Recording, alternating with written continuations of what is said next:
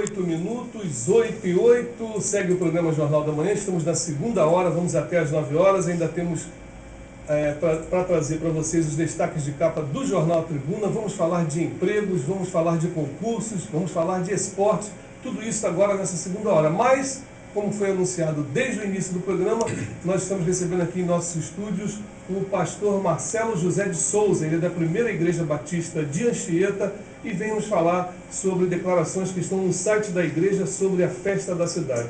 Mais uma vez, pastor Marcelo, bom dia, é um prazer tê-lo conosco aqui no programa Jornal da Manhã.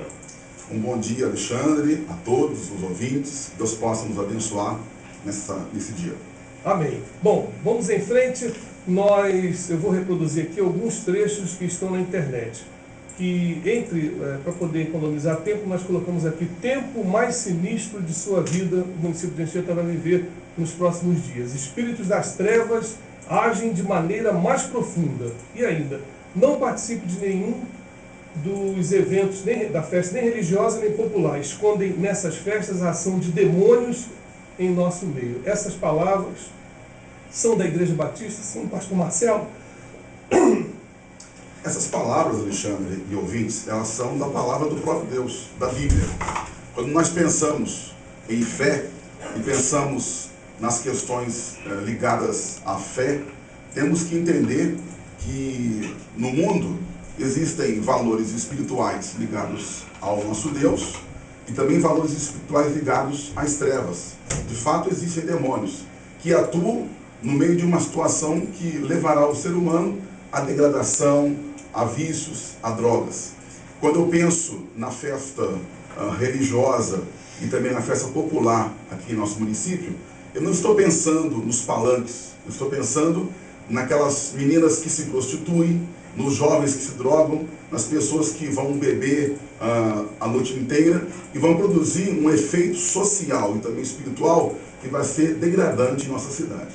Ok, bom, e aí, já que você faz declarações que não dizem respeito a palanques, eu já ia incluir aqui a vinda do governador, né, que vai passar a capital do estado para o município de Anchieta, e aí, como o senhor fala em todos os eventos, eu ia perguntar se esse está no meio, então nesse caso poderíamos excluir. Porque é um evento da festa. Num aspecto político e social, também há uma questão muito séria, que eu entendo que nós precisamos fazer uma separação entre os festejos religiosos de uma entidade religiosa e os festejos civis e cívicos de um município. Inclusive, a nossa igreja e eu como pastor, nós estamos sempre reivindicando a longo tempo essa separação clara de que nós precisamos ter em nosso município, Alexandre, um momento em que todas as pessoas que moram aqui na cidade possam festejar livremente, sem nenhum tipo de cor religiosa ou espiritual, o dia da nossa cidade. Você sabe que o dia 9 de junho, ele celebra a morte de um religioso. A nossa vila antiga de Heritiba, ela não se tornou cidade no dia 9 de junho, ela se tornou cidade no dia 12 de agosto. Então, na verdade, o governador tinha que vir aqui no dia 12 de agosto e junto conosco celebrar a festa da cidade. Ok, mas não lhe parece que a figura do padre José de Anchieta extrapola a questão religiosa? Não, porque, na verdade, você sabe que José de Anchieta foi um grande jesuíta e ele veio ao Brasil em pleno tempo de inquisição religiosa. Na Contra-Reforma, né? Isso, na verdade ele veio para combater o avanço protestante que varria a Europa e também chegava à América, e ele caiu aqui no Brasil para provocar esse combate aos protestantes. Não, talvez não promover o combate, até porque não existiam protestantes aqui, mas para poder catequizar os índios, seria mais para somar na fé católica do que propriamente para combater. Um preventivo, vamos dizer assim. Um preventivo, né? E você sabe muito bem que quando pensamos no Beato Anchieta, a história diz claramente, não é uma questão da minha igreja ou da minha fé, mas a história diz claramente que pesa sobre o Beato Anchieta algumas questões seríssimas com relação à vida humana, às questões ligadas à própria fé. Ele escreveu um poema, Amém de Sá, em que ele elogia e se alegra muito com a morte de milhares de índios no Brasil. E quando pensamos na questão da fé, e ele veio aqui também para combater essa fé protestante, ele foi, segundo a história, uma pessoa que ajudou a matar e a enforcar um protestante francês. Inclusive, a história diz claramente isso, e essa é uma das razões pelas quais até hoje ele não foi canonizado. Ok. Pastor Marcelo, há quanto tempo o senhor está aqui à frente da PIBA? Há quase 20 anos. Quantos membros tem a igreja no município de Anchieta, considerando as congregações que, não só aqui, mas também no interior? Diretamente, quase 500 pessoas, e de forma indireta, mais de 1000 pessoas. Muitos jovens. Muitos jovens. A juventude é o carro-chefe da nossa igreja. Ok, bom, voltando aqui para a entrevista, eu volto a bater na tecla em que o senhor afirma que nenhum evento as pessoas deveriam frequentar nesse período. Nós vamos ter também um evento religioso, que é a participação de um padre que vem, acho que de Recife. Não lhe parece que isso aí pode ser um tipo de intolerância religiosa? O senhor que já viveu tantas intolerâncias, conversávamos aqui um pouquinho antes, né, em relação até à própria compra do terreno da igreja. É ruim sofrer intolerância, mas também pedir que as pessoas não vá a um outro culto religioso, não me parece que pode ser um pouco também de intolerância? Não, porque aí que está o ponto, Alexandre. Na verdade, a nossa igreja, ela não tem nenhum tipo de contrariedade a qualquer fé. Pelo contrário, nosso espaço no município está aberto. Hoje nós vivemos um tempo de liberdade, que inclusive nós sofremos muito tempo atrás essa não liberdade. Mas hoje nós somos livres. A minha questão é quando você tenta associar uma profissão de fé religiosa, no caso católica, e juntar com a festa de uma cidade. Quando eu vou, por exemplo, a Vitória, e vou festejar a festa de Vitória, eu festejo a festa de Vitória. Mesma coisa, Vila Velha, Cachoeiro, Guarapari. Mas quando eu chego em nosso município, eu tenho esse entrave de junção política, civil e religiosa, e que as pessoas confundem o que é um tempo de celebração enquanto cidadão e o tempo de celebração enquanto religioso. Eu entendo que há um espaço muito profundo para que a minha igreja celebre, quando ela quiser celebrar, as suas programações religiosas. Também a mesma coisa da igreja católica ou qualquer outro tipo de igreja.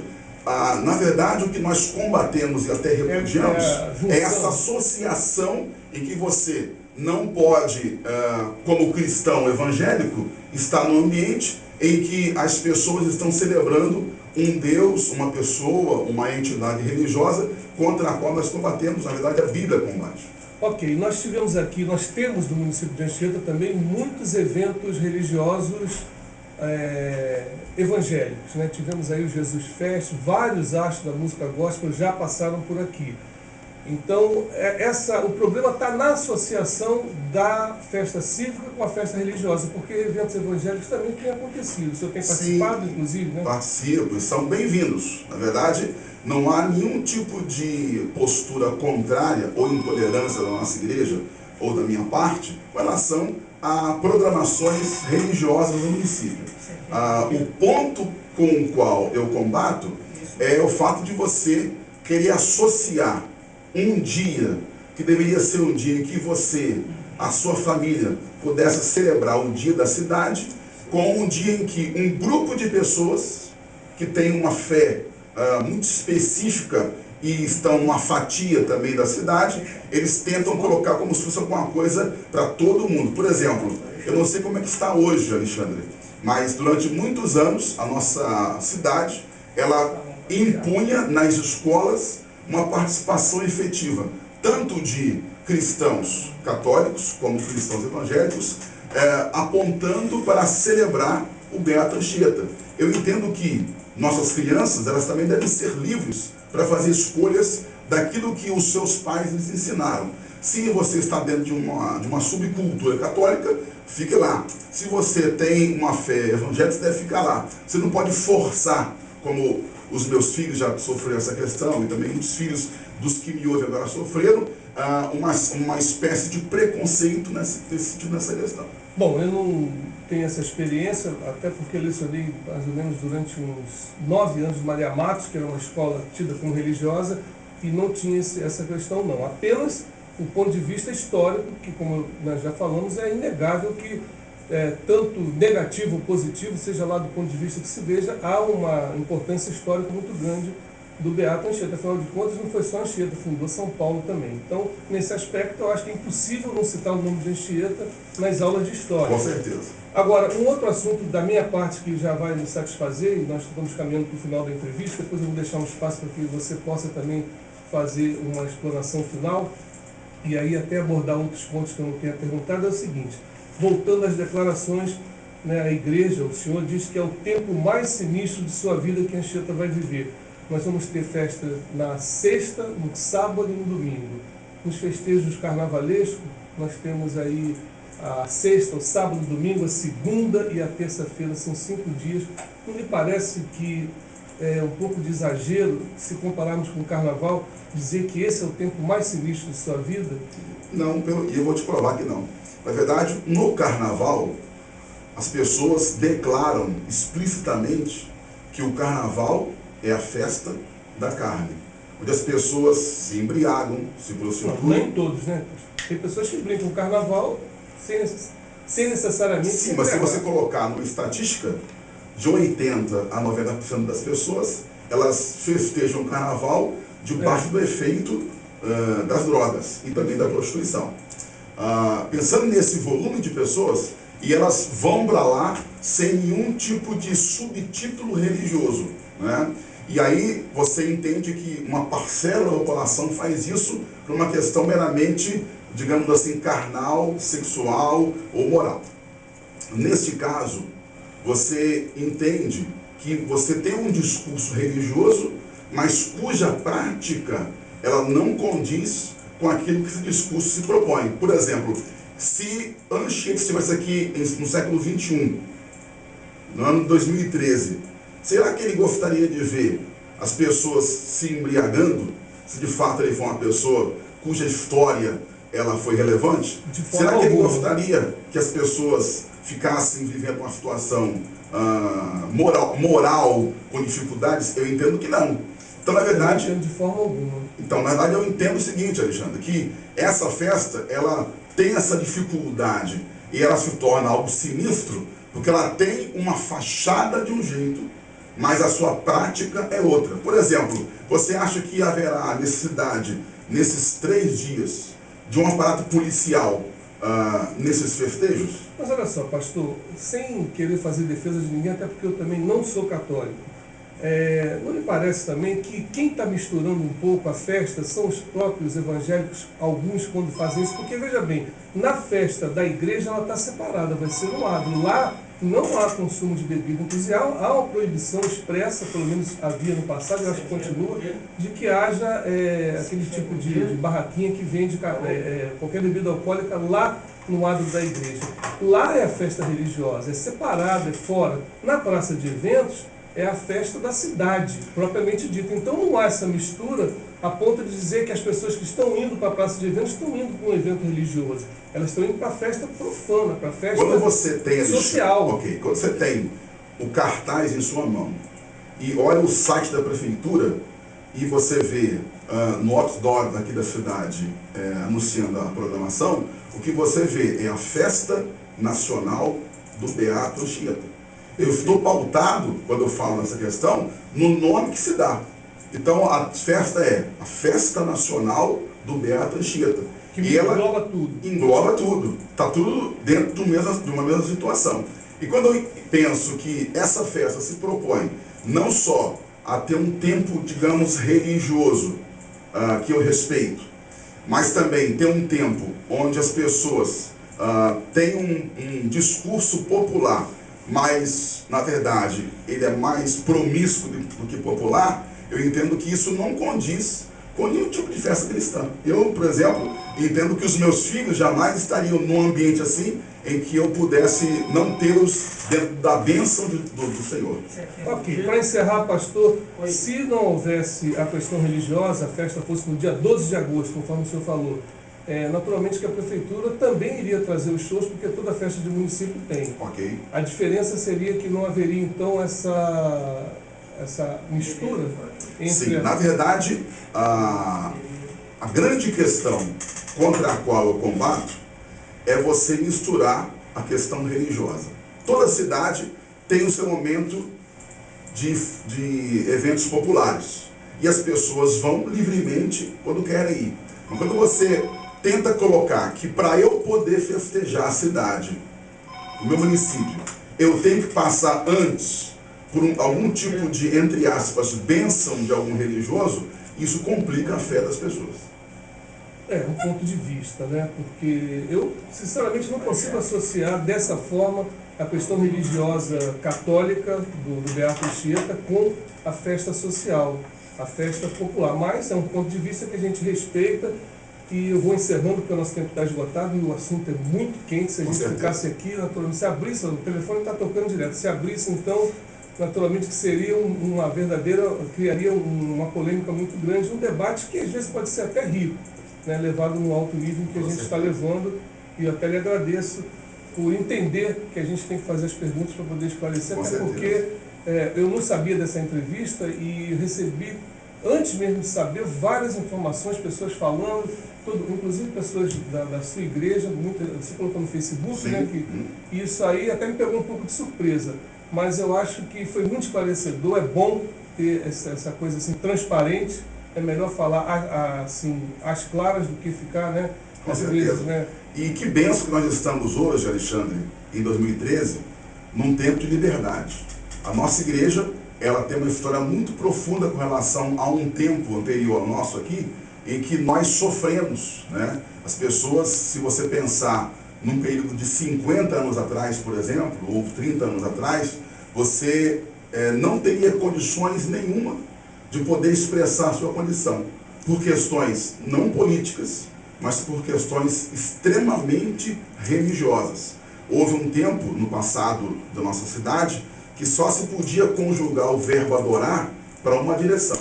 E que bom que hoje nós podemos ter liberdade, e aí os católicos podem fazer as suas celebrações, os espíritas, os evangélicos, as pessoas que têm qualquer tipo de fé podem expressar num tempo de liberdade, que nós, como cristãos, em particular da Igreja Batista aqui da nossa cidade, vivemos um tempo em que, por exemplo, há quase 100 anos atrás, o primeiro evangélico nasceu aqui na cidade, ele se converteu ao evangelho.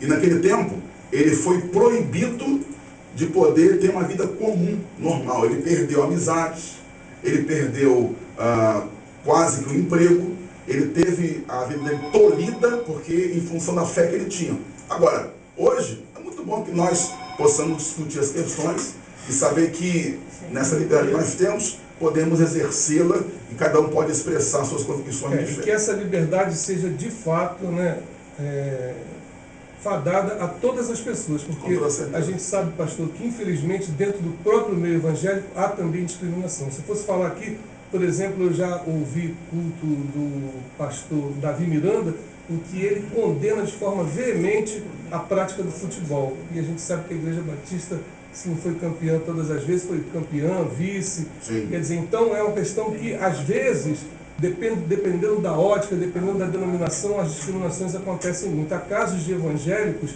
que, por terem uma postura um pouco mais ligada à questão da própria história, da cultura que vem do país, também são discriminados dentro do próprio meio. Mas como o meio evangélico ele é muito amplo, ele tem muitas tendências, né? Pois é, acaba, não é possível taxar meio religioso como uma coisa fechada, única, e o meio evangélico como uma coisa única, meio espírita outra, o meio católico, apostólico outra, porque existem várias tendências dentro da própria Igreja Católica. Há o movimento da renovação carismática, que tem posições diferentes da própria igreja mais tradicional. Enfim, essa variedade, né? Mas é sadio, na verdade, nós acreditamos. Por isso que a liberdade e o respeito tem que ser importante nessa hora. Acreditamos na Bíblia que ela fala que você tem essa diversidade, né? E você pode olhar hoje a Bíblia, consultá-la, estudá-la e tirar suas próprias conclusões com relação à sua fé. Ok, vamos... São 8h27, a gente tem que encerrar a entrevista. Vamos, em outra oportunidade, continuar conversando sobre esses assuntos, trazendo dessa forma assim, bem democrática e bem clara para os nossos ouvintes, que temos um contingente muito grande de ouvintes evangélicos e católicos, para que a gente possa, mas acima de tudo, viver em harmonia e paz, porque afinal de contas foi isso que Cristo veio nos fazer. Não é isso, com certeza, Alexandre.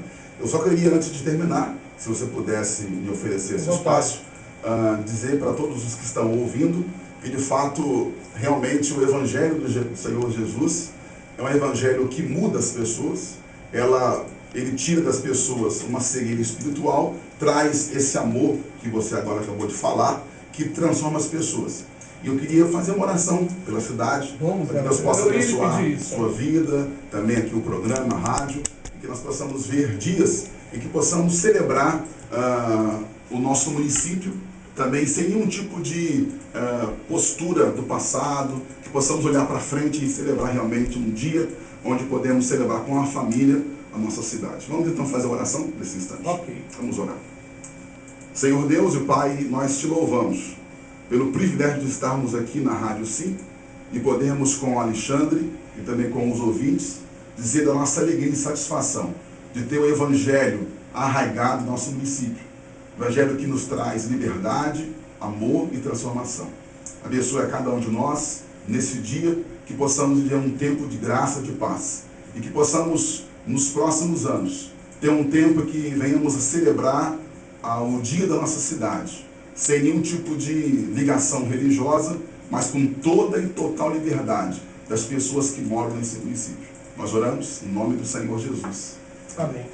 Bom, agora são 8h29, muito obrigado, pastor Marcelo. Nós vamos de música ou intervalo direto, Rodinho? Vamos de música, intervalo, e já as manchetes de A Tribuna.